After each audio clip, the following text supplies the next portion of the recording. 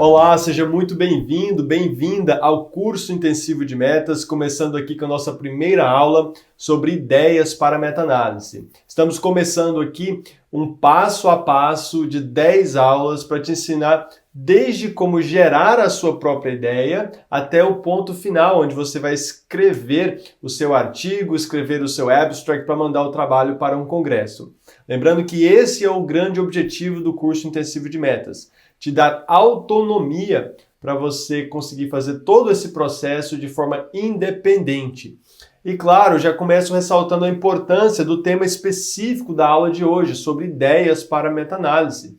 Você não tem como ter autonomia, independência, sem você gerar as suas próprias ideias. Eu vou apresentar aqui para vocês diversos métodos, especificamente 9 métodos, para você gerar as suas próprias ideias para revisão sistemática e meta-análise. Você pode até contar com a colaboração de outras pessoas, como eu vou explicar aqui, mas no final das contas, as ideias elas precisam ser suas. As suas publicações precisam nascer, pelo menos uma boa parte delas, das suas próprias ideias. E é sobre isso que a gente vai falar aqui hoje. Eu estou muito animado com a presença de vocês, aproveito a oportunidade para agradecer você mais uma vez. Eu sei que eu já falei essa mensagem diversas vezes, mas nunca é suficiente repetir o tanto que eu sou grato pela sua participação e como eu vou honrar o seu compromisso em te entregar aqui o máximo de mim, Tudo que eu puder fazer e mais um pouco, eu vou fazer para que você chegue nesse objetivo final de ter autonomia e independência em pesquisa. Agora, muito importante que você me acompanhe, que você siga toda a proposta que eu tenho delineada para você. Nas aulas teóricas que a gente vai liberando aqui no portal do aluno, é muito importante que você faça os exercícios práticos que eu vou disponibilizar para você.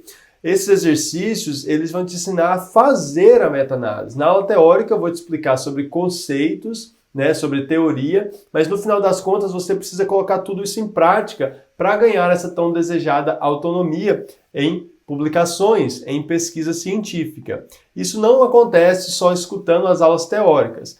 Eu vou além disso. É muito importante que você esteja comigo presencialmente nas aulas práticas. Eu faço questão de fazer elas ao vivo, ou pelo menos estar lá com vocês ao vivo, respondendo dúvidas em tempo real, porque vocês terão dificuldades. Isso é natural. Eu tive muita dificuldade em algum momento para aprender esse conteúdo.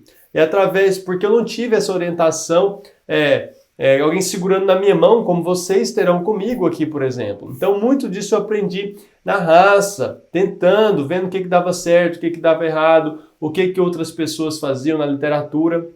E eu quero passar isso aqui para vocês, só porque de uma maneira facilitada, dando apoio para você. Então, você precisa usufruir desse apoio, precisa estar comigo nas aulas ao vivo, preferencialmente. Quando não for possível, você assiste a gravação. E esteja nas monitorias, comigo ou com os monitores, tirando as suas dúvidas.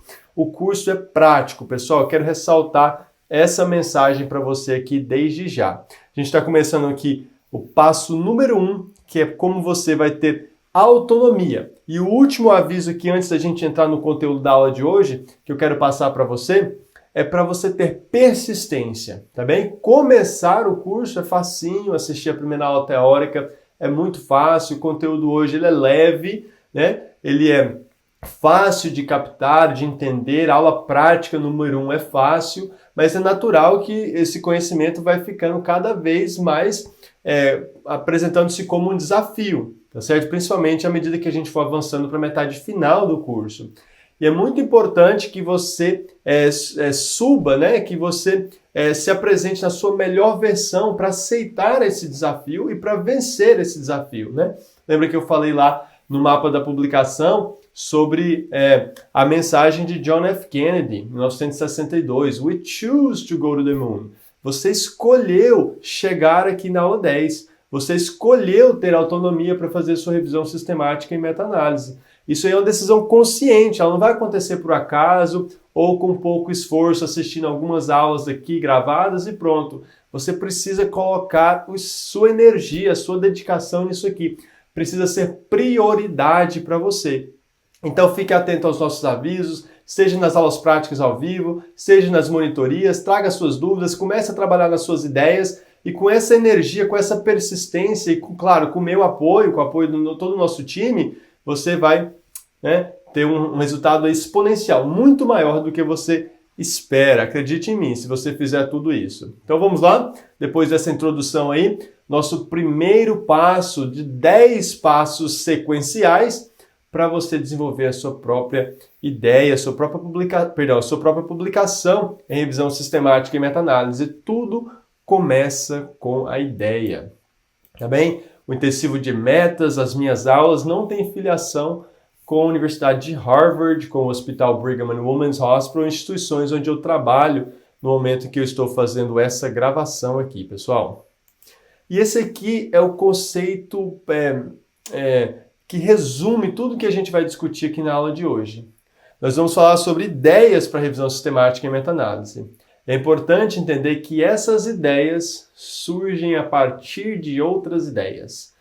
Todas as ideias surgem a partir de outras ideias. Isso é muito importante que vocês entendam, tá bom? Então, todos os métodos que eu vou apresentar aqui para vocês, né? Método 1 para gerar a sua ideia, método 2, assim por diante. Todos eles vão surgir, né, a partir de outras ideias. Eu sei que eu falei a palavra ideias muitas vezes aqui, mas é tudo sobre isso. Na aula de hoje, vou ensinar você a desenvolver métodos para você ter essas ideias de pesquisa de forma independente. Então vamos lá, o primeiro método, né, é um dos melhores, né, é um dos mais utilizados também, que é a beira do leito. É a sua prática assistencial. Né? Já vou quebrar uma barreira agorinha com o pessoal que está no começo da graduação e não tem essa vivência na beira do leito ainda. Né? Segure aí só um minuto. Mas esse método de beira do leito, ele é um método fundamental para quem já tem essa vivência clínica. Você que já está lá no internato, né, no ciclo clínico, residente, médico especialista, médico generalista, no seu dia a dia aparecem inúmeras dúvidas, né? Independente de qual for a sua especialidade, seja na cardiologia, onde já tem muita medicina baseada em evidência, mesmo com toda a evidência que a gente tem, surgem novas dúvidas o tempo todo, e outras áreas mais ainda, né? Outras áreas onde não tem tanta medicina baseada em evidências ainda, não tem tanta guia por estudos de alta qualidade, ainda assim, especialmente nessas áreas, existem muitas dúvidas na beira do leito. E aqui pode ser na enfermaria, pode ser no centro cirúrgico, pode ser no ambulatório, em qualquer situação. Na UTI, a beira do leito é um leito fértil, tá certo? Um campo fértil para você ter ideias para revisão sistemática e meta-análise. Ao longo dessa aula, eu vou explicar com exemplos muito práticos, na minha carreira, na literatura, sobre como esses métodos deram ou podem dar origem a ideias para a sua própria pesquisa. Então, o primeiro método de beira do leito, vamos lá. Um caso clínico rapidinho aqui para vocês, uma mulher de 62 anos com fatores de risco para doença arterial coronariana, apresentou quadro de dor torácica ambulatorial, angina estável, foi encaminhada para a cintilografia que veio positivo. A paciente foi então encaminhada para o cateterismo que mostrou doença triarterial. E foi então recomendada cirurgia de revascularização miocárdica. Depois da cirurgia, da UTI no pós-operatório, depois da alta, depois de algumas semanas, ela apareceu no ambulatório da cardiologia. E aí surgiu essa dúvida lá no ambulatório. Essa paciente que fez cirurgia de revascularização miocárdica tem doença arterial coronariana extensa, mas nunca infartou, não tem um stent na coronária, que seriam claras indicações de duplo antiagregante plaquetário. Essa paciente que teve cirurgia de revascularização miocárdica e não infartou, não tem um stent, ela precisa de duplo antiagregante plaquetário ou só aspirina? O duplo antiagregante seria aspirina mais um segundo antiagregante plaquetário, geralmente o clopidogrel. Então é uma dúvida que não estava muito bem resolvida na literatura. É uma dúvida que surgiu lá no laboratório de cardio porque não estava muito bem resolvido isso aí. Não se tem uma definição absoluta no que fazer com a prescrição antiplaquetária nessa situação. Resultado, eu e alguns colegas fizemos essa revisão sistemática e meta-análise, publicado aí no International Journal of Cardiology, uma revista de cardiologia aí de médio impacto, tá bem? Revista muito boa, muito bem conceituada. E a pesquisa teve tanto impacto, digamos assim, foi tão relevante, que ela é citada nas diretrizes de 2021 do American College of Cardiology, American Heart Association, a SCAI, que é uma sociedade de intervenção de hemodinâmica. Essa diretriz aí de várias sociedades da cardiologia foi citada como referência para formular a recomendação que se refere ao uso de antiagregante plaquetário pós-cirurgia de revascularização miocárdica. Então você veja o impacto dessa dúvida que saiu lá na beira do leito, a gente transformou ela em uma revisão sistemática e meta-análise, e ela está lá sendo citada nas diretrizes internacionais. Agora, quando os cardiologistas têm essa dúvida no mundo todo e se voltam para as diretrizes para ver o que se deve ser feito nessa situação no ambulatório, está lá, né, o trabalho meu, dos colegas aí, do Leonardo também, um colega que aprendeu a fazer meta-análise comigo e também muito brilhante, desenvolveu as suas próprias meta-análises. Enfim, então nosso trabalho está lá citado nas diretrizes, tá bem? Então, só um exemplo aí. Olha aqui outro exemplo da minha carreira também, sobre como a dúvida na beira do leito, ela fomenta aí ideias que são altamente relevantes. Né? Esse aqui era um paciente que eu cuidei dela na UTI coronária, paciente que foi internada inicialmente na clínica, na enfermaria da clínica médica, com influenza. A paciente tinha uma insuficiência respiratória hipoxêmica leve, estava na enfermaria, mas aí lá, com influenza sendo tratada ali, ela teve um IAM com supra. Então, essa associação de doença viral respiratória com síndrome coronariana aguda, ela é muito bem conhecida. E ficou evidente, por exemplo, durante a pandemia. Mas até mesmo, isso aqui foi pré-pandemia, até mesmo com influenza, a gente já sabe isso há muito tempo. Tem uma associação entre vírus respiratórios e síndrome coronariana aguda. Mas a gente sabia dessa associação, mas muito pouco se sabia sobre o desfecho e manejo desses pacientes. Então, o que eu fiz e alguns colegas foi trabalhar nessa ideia. Essa aqui não foi uma meta-análise, a gente usou outra metodologia, mas o princípio é o mesmo. Foi uma dúvida que nasceu lá na beira do leito. A gente sabia que a literatura explorava a associação de síndrome coronariana aguda e influenza. Mas e o que fazer com esse paciente? Os desfechos, o prognóstico desse paciente que tem influenza e infarta é pior que o paciente que infarta sem ter influenza? Então a gente respondeu isso aí nessa publicação, tá bem? Ela também tem a sua relevância na literatura, tanto é que quando veio a pandemia, alguém replicou os mesmos métodos que a gente fez, só que com Covid. E aí essa aí, claro, naquele auge da pandemia, teve um impacto ainda maior que a nossa publicação, foi publicado no JAMA, uma das melhores revistas aí, mundiais. E só que eles citaram o nosso trabalho lá, citaram o mesmo trabalho que a gente tinha feito, só que com influenza, eles fizeram com Covid, publicaram no JAMA e citaram o nosso paper. Tá bem? Então mostrando aí como, de novo, uma dúvida lá, estava lá no Hopkins na época, fazendo UTI coronária, teve essa paciente, e aí surgiu a ideia, opa, vamos fazer isso aqui, porque não está muito bem definido na literatura. Então esse aí é o primeiro método, é a beira do leito. E aí eu quero fazer o link desse primeiro método com o próximo que a gente vai ver. Porque especialmente para o pessoal que está no começo da faculdade, que ainda não tem essa vivência clínica, não está dentro do hospital todo dia, seja na medicina ou em outra área, como você pode se aproveitar ainda desse método da beira do leito, fazendo o link aqui com o próximo método. Utilizando-se dessa experiência clínica, dessa vivência dos seus professores, dos seus orientadores. Você está lá no ciclo básico ainda, no segundo ano, por exemplo, da faculdade de medicina, mas está tendo aula com um cardiologista, um hematologista que dá uma matéria lá do ciclo básico, ou qualquer outra especialidade, Se é uma especialidade desse professor que você tem interesse, mesmo que seja de forma bem precoce ainda, você pode abordar esse professor ou professora e falar, olha, professor, eu tenho interesse em fazer pesquisa desde já, e estou fazendo um curso aqui de revisão sistemática e meta-análise, domino a metodologia, à medida que a gente progredir no curso, e queria saber quais são as dúvidas mais comuns que você tem no ambulatório, no centro cirúrgico, na enfermaria, na UTI, no pronto-socorro, em qualquer uma dessas situações.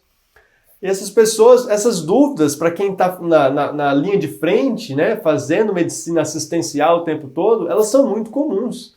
Eu consigo, vocês vão ver no exercício que eu vou passar para vocês, eu consigo rapidamente assim, listar 5, 10, né, dúvidas que eu tenho na minha prática clínica.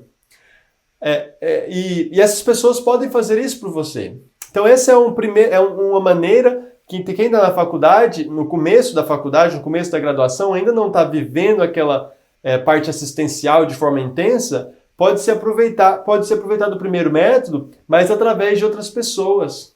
Né? Inclusive, essas pessoas, professores, podem se tornar colaboradores à medida que você fizer a meta-análise, mas quem vai fazer é você, tá certo? Você só está trocando uma ideia ali sobre dúvidas que são relevantes naquela especialidade. Outra maneira de explorar esse segundo método aqui, que vai ser uma maneira passiva para você, e que acontece quando você já demonstrou competência em fazer revisão sistemática e meta-análise, é que os seus professores vão vir atrás de você. Quer ver o exemplo aqui para mim? Olha essa publicação aqui no Journal of Cardiovascular Electrophysiology. Eu tive a honra de publicar esse artigo aqui com o Dr. André Dávila, né, que é um dos maiores nomes da eletrofisiologia mundial. Né? No momento que eu estou fazendo essa gravação, ele é chefe da eletrofisiologia nos hospitais de Harvard, no Beth Israel. Então é a autoridade mundial em eletrofisiologia e eu conheci ele quando eu estava terminando a minha residência de clínica médica, começando a residência de cardiologia. Fiz alguns trabalhos com ele e aí quando ele viu que eu tinha capacidade de produzir e de fazer revisões sistemáticas e meta-análise de forma independente, ele trouxe essa ideia para mim. E olha aqui, olha a complexidade disso aqui. Ablação de taquicardia ventricular, usando a técnica endoepicárdica ou a técnica endocárdica apenas. Eu era residente de clínica médica quando a gente começou a trabalhar nessa ideia. Vocês acham que eu tinha qualquer ideia sobre ablação de taquicardia ventricular? Entendeu? Ele trouxe essa ideia por ver que eu já tinha tido experiência em meta-análise, que eu era primeiro autor em algumas meta-análises e eu sabia desenrolar esse processo. Isso aqui eu sempre aviso os alunos que eu já ensinei meta-análise ao longo da minha vida, nas edições passadas, nesse momento, na primeira edição do Intensivo de Metas e agora para vocês, eu sempre aviso isso. Eu sempre aviso isso. Vai acontecer contigo. Quando você publicar 1, 2 meta-análises, as pessoas vão começar a trazer ideias para você. Eu avisei isso na turma do primeiro Intensivo de Metas para os alunos. E assim, em poucas semanas isso começou a se cumprir na vida deles.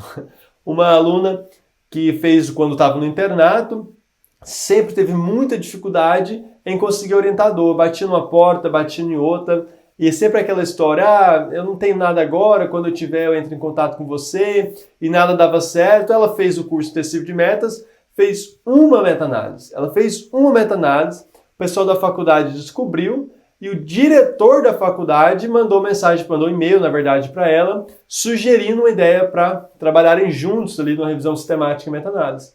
Então veja como que esse conhecimento que eu estou passando para vocês aqui no curso intensivo de metas, ele é de altíssimo valor. Quando você aprender isso aqui, aconteceu comigo, aconteceu com várias pessoas que eu já ensinei, aconteceu com essa aluna e outros no primeiro intensivo de metas, as pessoas vão vir atrás de você. Os seus professores, os seus colaboradores vão te procurar. Então esses são os 2 primeiros métodos, eles se alinham, na verdade todos os métodos aqui eles são de certa forma interligados, o objetivo é o mesmo, é gerar ideias para revisões sistemáticas e meta-análises, tá bem? Primeiro método, à beira do leito, a dúvida na parte assistencial, né, em qualquer aspecto aí da medicina clínica, cirúrgica.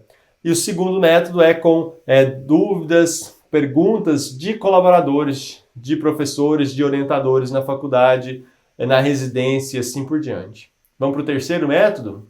O terceiro método são estudos randomizados, pessoal. Como assim estudos randomizados, Anderson?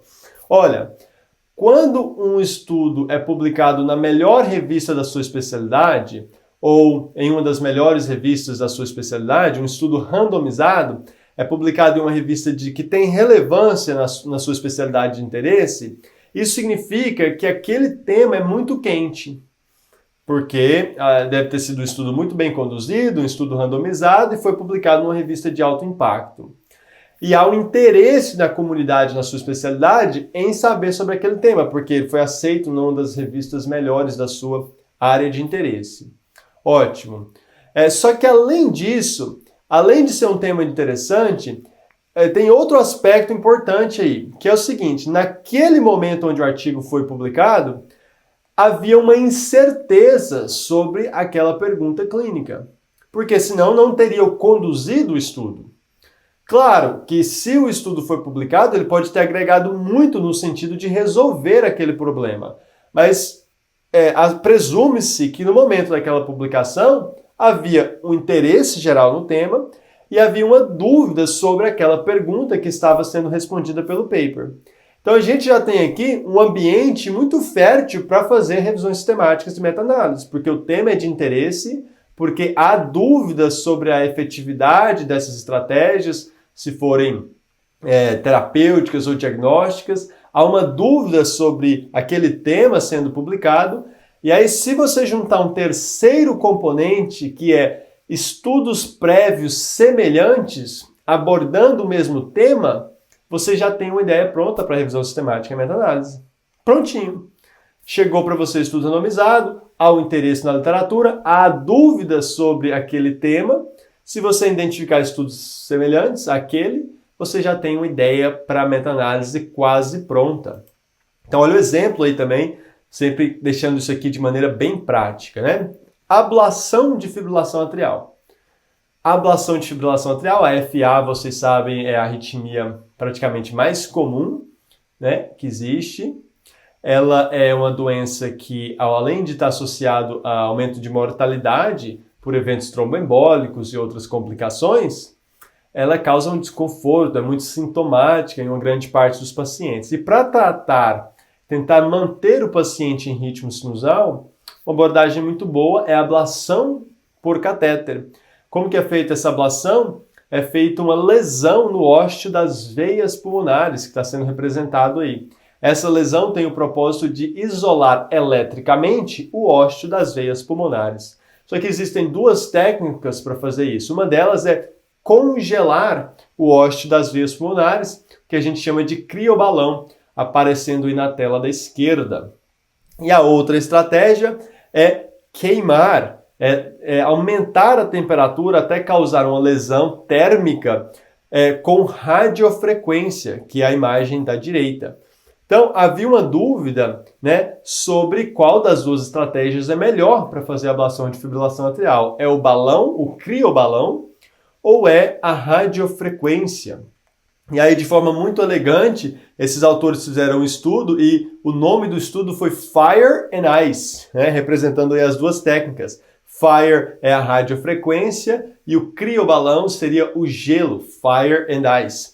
E eles estavam comparando justamente essas duas técnicas. Foi publicado no New England, né, a revista de maior impacto aí, né, mundial. Foi publicado no New England, olha que interessante. Há um interesse grande sobre esse tema, porque foi publicado no New England. E claro que há dúvidas, senão não teriam conduzido esse estudo. Né? Por que iam gastar milhões de dólares fazendo o estudo do criobalão ou radiofrequência se não houvesse essa dúvida aí? Então, com certeza, há dúvidas sobre o melhor método aí para fazer a ablação de FA. Ah, maravilha, então. Então, agora, o que eu tive que fazer foi replicar aquilo ali, só que em uma meta-análise. Eu procurei se tinham estudos similares, de fato tinha, já vou mostrar para vocês, e aí nós fizemos uma meta-análise, comparando criobalão com radiofrequência para ablação de fibrilação atrial. Simples assim, viu o estudo randomizado? Está aqui a publicação de uma meta-análise com a mesma pergunta. Só que a nossa meta-análise, o que ela vai fazer? Ela vai ter que encontrar estudos similares, né? A gente vai falar mais sobre isso nas próximas aulas. Nessa aula aqui, o propósito é ter várias e várias ideias. Nem todas elas vão ser ideias viáveis. A gente vai explorar isso na aula 2 e na aula 3. Eu vou além, né? Não querendo desanimar ninguém, mas a maioria das nossas ideias não vão ser viáveis. Isso aí faz parte. Você precisa ter várias e várias ideias para descobrir entre elas quais são as ideias vencedoras, as ideias que vão te levar até a linha de chegada. A gente vai aprender sobre como identificar se uma ideia é vencedora, se uma ideia é viável, na aula 3. Por enquanto, a gente só está brainstorming, a gente está pegando ideia de tudo quanto é lado. Eu estou apresentando para vocês os métodos para gerarem essa ideia. Então, vamos voltar aqui na comparação de radiofrequência e criobalão. Olha o que a gente fez, né? Tá lá, o Fire and Ice, que é o estudo que saiu no New England, é esse aqui, do autor Cook, tá bem? Esse estudo estava lá. Ele pode até ter sido o estudo original que gerou a ideia, que criou a ideia pra gente. Mas a meta-análise, ela tem vários e vários artigos aí, 5, 10, 13 artigos, tá bem? Então, surgiu a partir do estudo randomizado. Por quê? Porque havia um interesse na literatura naquele tema. Porque era um tema muito relevante, foi publicado no New England. E por que a ideia era boa? Porque tinha estudos similares, né? Aí 12 outros estudos similares, de tal forma que eu fiz a síntese quantitativa desses estudos similares. É isso que é uma meta-análise. Eu já apresentei para vocês várias vezes. A meta-análise é a síntese quantitativa de estudos similares. Então foi lá que eu fiz, surgindo uma ideia a partir de um estudo randomizado publicado na literatura. Esse nosso estudo foi citado nas diretrizes europeias de fibrilação atrial, de novo atestando sobre a relevância, sobre o impacto da revisão sistemática e meta-análise.